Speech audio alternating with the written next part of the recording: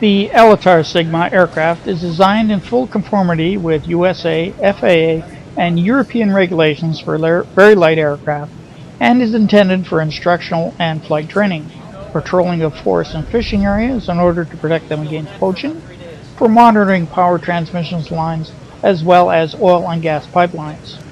It makes a great photoplane for surveying, aerotourism, private business travel, hunting, and fishing. The high wing design makes for easy boarding, reduces takeoff ground run, and improves visibility from the cockpit. The Elitar Sigma can be easily equipped with snow skis, floats, or amphibious floats.